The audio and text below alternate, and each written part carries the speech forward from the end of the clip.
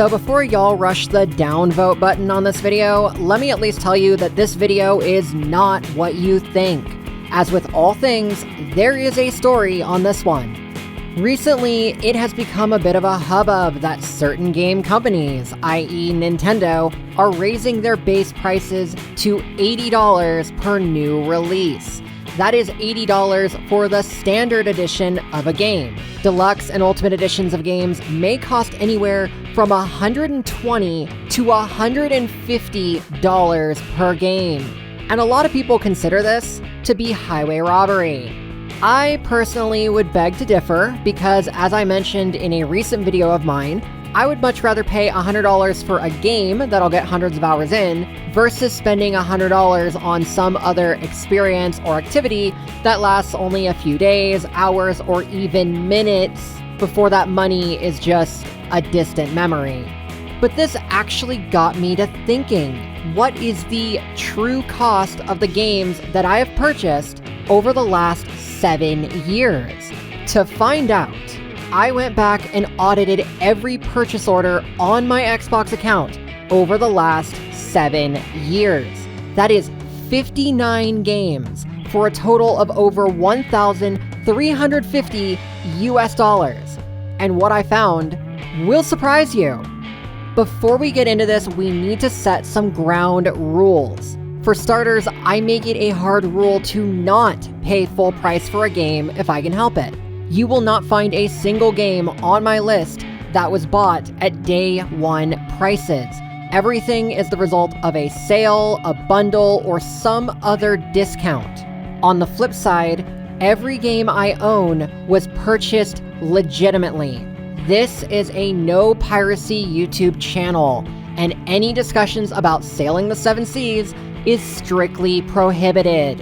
Devs deserve money for their work, no exceptions. Next, for every game on this list, I went through my Xbox stats and I logged as many hourly playtimes as I could.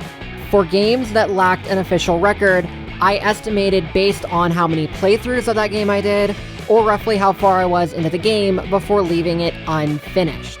Finally, at the very end, we will be talking about the Game Pass tax, but for right now, put it out of your mind and only focus on the actual purchases. Okay, with all that in mind, here we go. We are going to start off with the bad investments. This is any game that I purchased at an hourly rate of over $1.50 per hour, with the absolute worst investments being over $5 per hour. There are 14 of them, and most have less than 10 hours of playtime. You're gonna see some specific ones. For example, the Mega Man collections and 20XX are on this list because they are brutal. Of these, I had only beaten Mega Man X5. The other X games are so much harder than I remember them as a kid, because back then I do remember beating X4, X6, X7, X8, and even ZX. Why I can't beat them now is beyond me. The most expensive bundle in this list is the Crash Team Racing / Spyro Trilogy bundle. I have 100%ed the entire Spyro Trilogy and have no reason to ever play it again. Crash Team Racing, on the other hand, I still need to beat, and actually doing that would possibly change this from a bad investment into a slightly better one. Same goes for Like a Dragon Infinite Wealth. Yet the biggest disappointment of the bunch is definitely the Dangerous bundle, which was $48, and, well, Dangerous bundle gets so boring so quickly. It confounds me that Three Fields Entertainment, comprised of X-Criterion developers, can make some of the most boring games on this entire list, when Burnout Paradise and Burnout Revenge are literal chart toppers. But hey, we'll get to that. The next category is break even, or middle of the road. This is any game between 75 cents an hour and $1.50 an hour. On my list, that is about 11 games, most of which are games from the Xbox 360. These older games tend to be smaller in size, and that tends to correlate with less available content, especially in their single-player modes. That being said, many games in this category do average between 20 and 50 hours of playtime, and this sets the precedent that if we are going to be seeing $80 releases, those games need to have between 80 and 100 hours of content. But if we do cut that price in half, then we can just as easily cut the required hours in half. The other thing you might notice in this category is this is where we start to see the inclusion of more DLCs, driving the price up, but also increasing the playtime accordingly. Sonic Unleashed DLC had extra courses, Savage Planet DLC offered an entire side story, and Far Cry Primal's DLC enhanced the campaign. All of these are good strategies to keep players playing. Getting past the midpoint, we start to see what are considered good investments. This is everything from 75 cents an hour all the way down to 10 cents per hour. For me, that is 30 amazing games with diverse costs as well as diverse play times.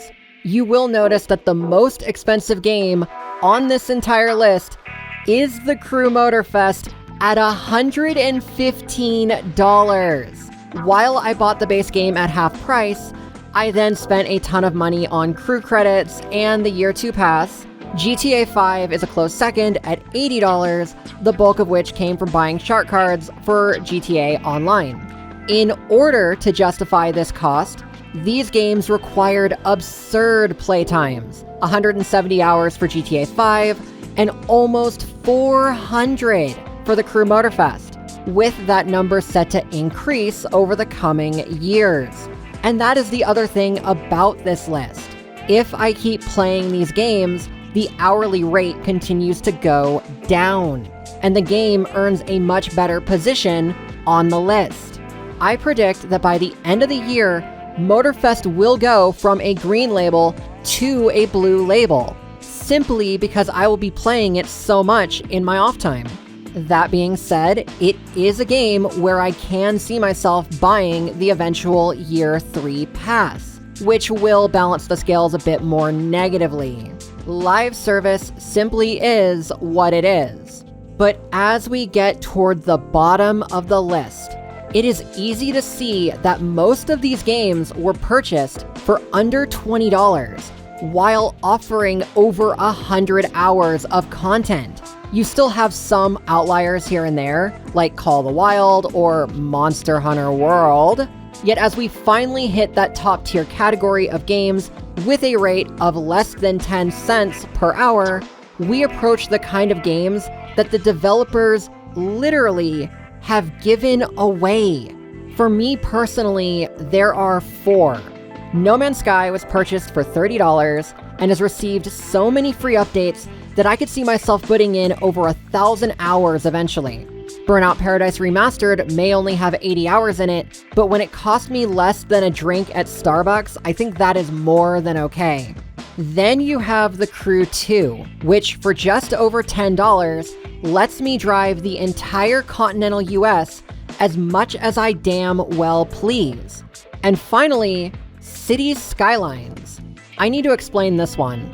When I bought Mayoral Edition, it was 80% off, meaning that the bundle retailed for $100, the bulk of it being gameplay and asset expansions that I use all the time in free play.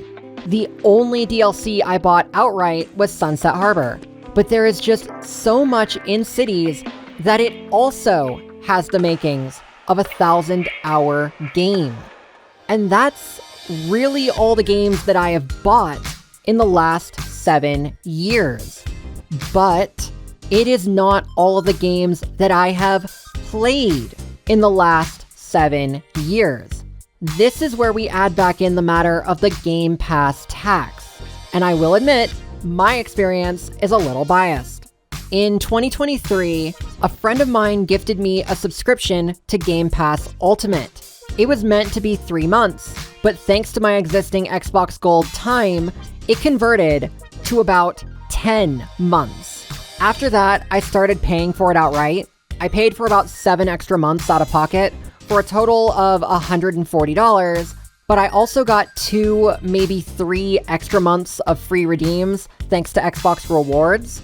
Putting it all together, with that $140, I ended up playing about 25 different Game Pass games. That amounts to $5.60 per game. And if I averaged 15 hours per game, that puts it down to about 37 cents an hour. That is honestly incredible. So, what can we learn from all this? What is our main takeaway? $80 games are certainly not going away. If you want a game on day one, then expect to pay top dollar. That said, if you know you are going to get triple-digit hours out of the game, then it is still a worthwhile investment. For everything else, there really is no need to buy a game on day one. You can easily wait a few months, considering that the majority of games go on sale 3 to 4 times per year. Alternately, if a game ends up on Game Pass, then you're essentially getting it for next to nothing anyway. And finally, if you are one of those people who insists on sailing the 7 seas, the fact that you cannot handle paying, in some cases, a single quarter to play your game for an entire hour says a lot more about you than it does about the industry. A quarter, as we all know, used to be the standard for playing games at the local arcade. And even then, some games took 2 quarters, or even a full $1. It has never been cheaper to play video games, but it will not stay this way if you continue to cheat developers out of any money whatsoever. So yeah, I've said my piece. I am curious if y'all have any games of your own that cost you less than 10 cents per hour, or hell, less than 1 cent per hour, because that would be amazing. Let me know in the comments, and I will be seeing y'all in the next videos.